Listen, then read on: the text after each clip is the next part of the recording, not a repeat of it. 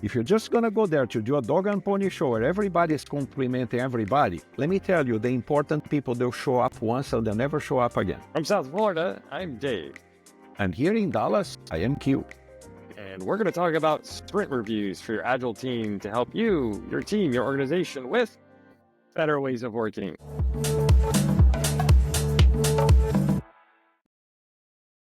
All right, so Q, first of all, what do we mean when we say sprint review? Let's start there.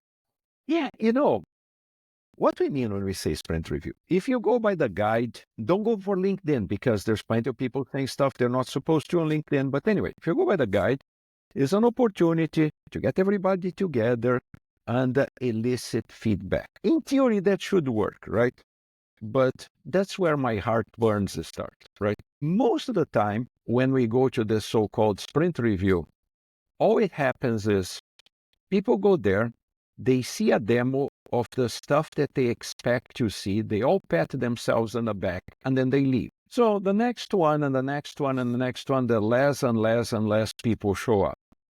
And then they go on LinkedIn and they say, well, I don't understand why people don't show up on the sprint review. So that's problem number one. Problem number two is, if you look at the guide and all that stuff, they say, well, it's sprint review, get feedback, and you may actually stop development and all that stuff based on feedback. That never happens. Another thing that never happens with sprint review is actually to invite the users of the product. So you normally invite the stakeholders to talk about stuff and etc. And again, everybody's patting themselves on the back because I am seeing what I want to see. Did you ask the users about it? So do we really need this thing since nobody takes it seriously and all we are doing is creating waste? What do you think? Well, the other thing is, for some reason, it seems like some international standard is that a sprint has to be 2 weeks. And in this day and age, with all the tools out there, if you're a software team, maybe it should be every week, or maybe with teams that maybe aren't doing software or they don't have access to a lot of the platforms that other companies might have, maybe their sprint review should be every month and not try to rush something into 2 weeks that they're not ready for. So that's another challenge that I've seen is, why are we all standardizing on 2-week sprints? I don't know. I mean, that's a part of the mythology that was created because somebody went into some conference and said, well, it has to be 2 weeks because 2 weeks is not a month. People can wait 2 weeks, but they don't want a month. Okay, well, depends. And this perception, Scrum is for software development. Well, maybe that's all it should have been to start with, but that's not the reality, right? Right. And the reality is, other domains, things may be slower to do. For instance, if you are, machining parts, right? I mean, 2 weeks may be not enough to design the part, machine the part, test the part, and all that stuff, right? So why are you doing 2 weeks? Or because somebody saw on LinkedIn, right?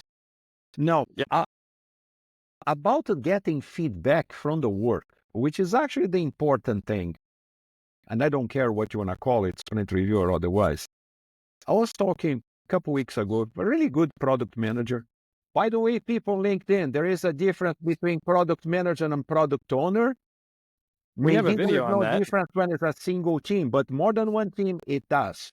And you can argue with me and argue that you don't know what you're talking about. Anyway, very good product manager. And he told me, Q, honestly, we do the sprint review more for the team to celebrate what they accomplished than to get feedback. And I said, well, how so? Because he said, honestly, during the sprint, we are showing stuff to the users or the stakeholders, sometimes one group, sometimes the other, and getting feedback on a daily basis.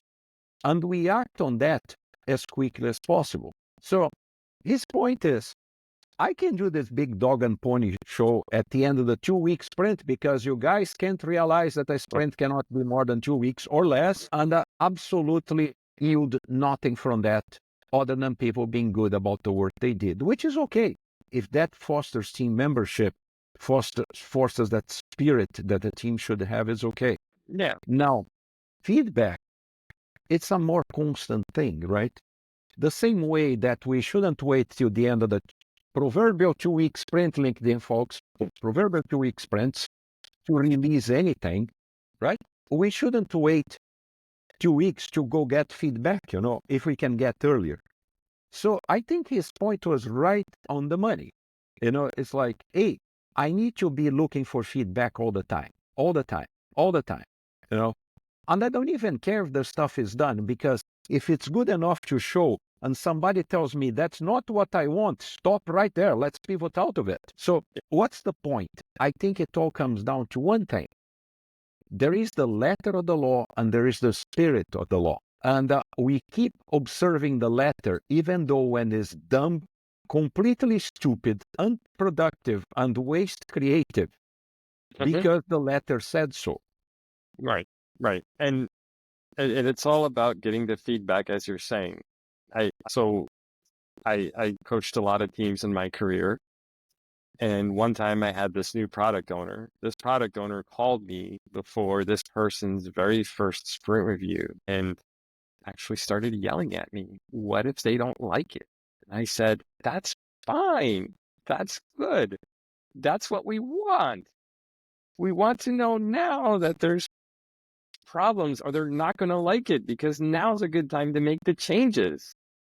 So I don't understand, and maybe this is something that maybe from previous experiences, or maybe this is what leadership gives the vibe to the team, like you better hit it every time.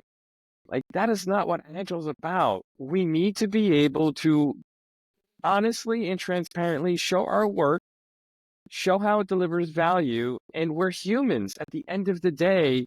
Various examples we see of this even outside of Agile. We're not great at communicating, or we're not great at having other people understand what it is we need or what we want. And we need those opportunities to understand that and say, okay, as a group, now let's get back on track. It's going to happen. There's no reason to get upset or mad or worried that people are not going to like what you're going to show. It's going to happen. Yep. And if it does, great. Let's put it in the backlog and we're going to address it. Yep.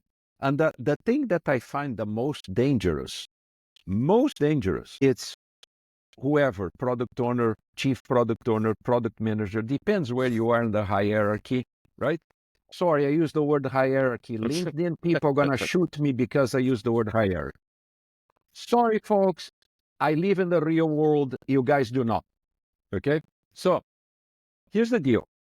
Wherever you are, how senior you are, and etc., please do not attempt to impersonate the user wishes. Same thing with product development. If it's software, hardware, I don't care. Do not impersonate your users, because what's going to happen is you go do this fancy sprint review at the end. Everybody pats themselves on the back. Oh, great, man, great job. Let's release it. And then you release it. Nobody wants to use it. Well, that's not what I want. That's not how I work. That's not going to help my life. And you can't understand, because everybody was so happy during the sprint review. I mean, 20 years ago, or even 10 years ago, it was harder. So I could understand why some product owners, some product managers need to just run with some assumptions on what the user wanted, because it wasn't easy to get feedback or whatever. Nowadays, with the tools and platforms available, like, people should not just be making assumptions. They should go be testing those assumptions. They could be talking to users. There's lots of ways to do it now, and it's getting easier and easier, because this is where the industry is saying, like, let's actually get real data here and not just run with blind assumptions that are going to get us into trouble. Exactly. So my point is, should we get feedback?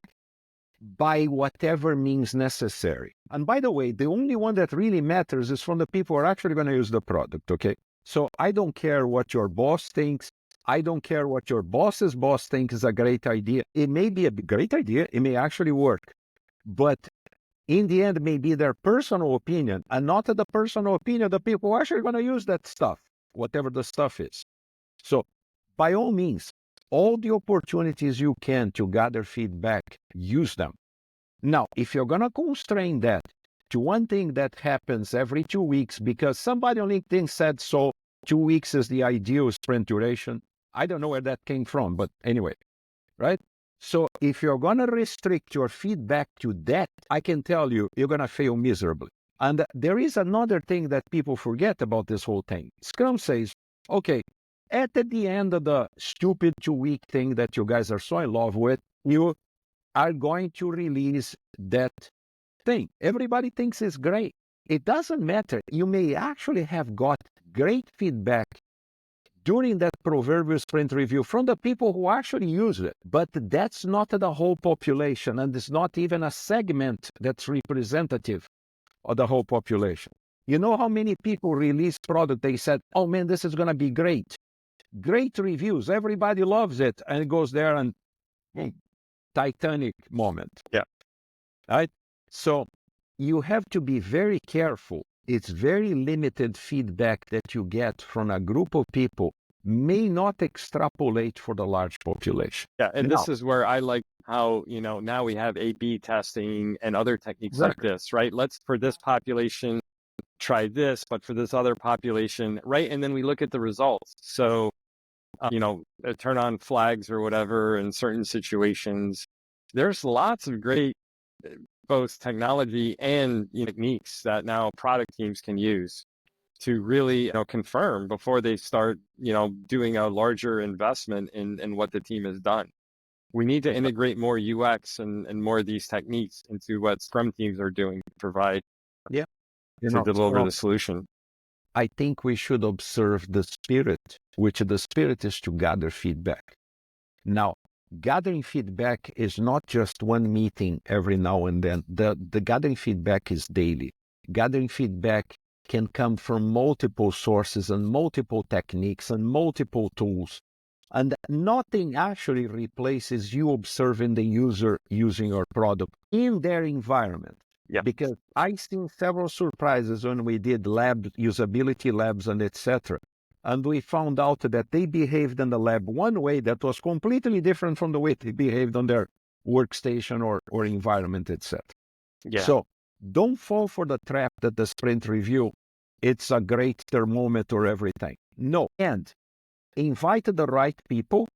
If you just want people to give you kudos and pat yourself on the back, please save the time. Meetings are very expensive, okay? Meetings are very expensive. And go there with something that actually motivates people to go there and participate, okay? If you're just going to go there to do a dog and pony show where everybody is complimenting everybody, let me tell you, the important people, they'll show up once and they'll never show up again. Well, how come my stakeholders don't come to the sprint review? Hint, it's useless. The way you are doing it, it's useless. That's why they don't show up. Yeah. Look, I think we'll close it out like this. First of all, being a product owner is not easy. I think you and I agree on this one. It's the hardest of the three in Scrum, right? Being a product owner. And then you brought up product manager. That's got to compound the difficulty, right? So look, folks, like I know where we got very passionate here in this video. Like it's just not easy, but hopefully, especially for product owner, product manager, we gave you some things to think about in terms of gathering feedback, because really we want to deliver value as soon as possible, right? So the sprint review is obviously one of those key checkpoints that we want to make sure that teams really do well so that that value gets delivered as soon as possible. That's it for today. Okay, that's it for today. So what do you think, folks? Put it in the comments, whether this is on LinkedIn or YouTube or wherever we're going to put this. And again, like and subscribe. We do read your comments, all of them, and we take them into account. So thanks for watching. If you stayed this far, although YouTube says you really don't, but if you have, thank you. And we'll see you next time. Bye-bye.